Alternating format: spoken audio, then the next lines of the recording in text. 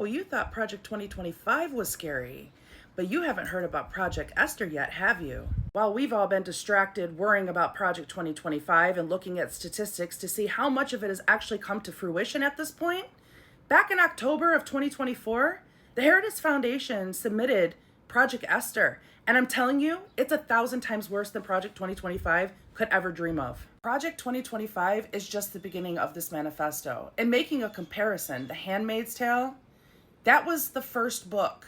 The 6 seasons we watched, that was the first book. There are others. Just like Project 2025 was the prologue to what's about to happen with Project Esther. Reading Project 2025, it spoke very clearly about eradicating all religions from the United States. There will only be one God and one Bible, and it will be forced upon you. It is forced practice of religion. You will not be allowed to speak of any other God. You will not be allowed to read any material outside of that Bible. And if you try to practice anything outside of what you are forced to practice, they will imprison you and put you to death. Project Esther also speaks about surveillance. They want us having something inside of our bodies that is implanted, where the government knows our whereabouts, knows our medical history, our heart rate, our sugar, everything on a 24/7 basis. It talks about suppression, ladies. It talks about the fact that we are no longer considered people. We are the property of our husbands, meaning we no longer can drive, vote, have a bank account, go grocery shopping, wear what we want, have our hair the style that we want it. We are forced to be the property of our husbands. And women, it speaks about sterilization. It speaks about when women are born, when girls are born, being immediately sterilized after birth. And when you become of age to have a baby, they will grow said baby in a lab and implant it in you so that they can have the white male child that they want for this Project Esther to come to fruition. According to Project Esther, there is no more LGBTQI+. It's gone. It's eradicated because there are no more lesbian and gay people in the United States. That's right. If you're male and you're gay, you have an opportunity to become straight. And if you choose not to become straight, then you will be put to death immediately.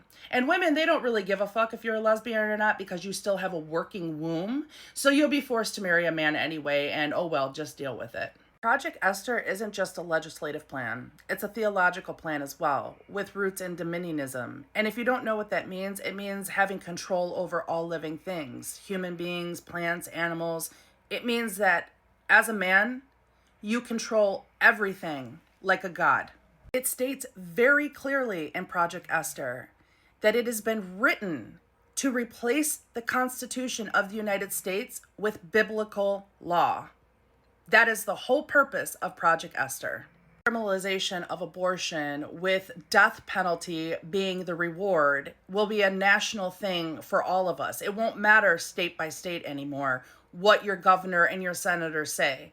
As a nation, abortion will be criminal and you will be put to death. All public and private schooling will be completely eradicated. All children will be homeschooled through religion. And the best part, chat, for anybody who resists, for anybody who defies this particular law, there are re-education camps to repurpose your brain, to make you more compliant and willing to be a servant of Project Esther's law.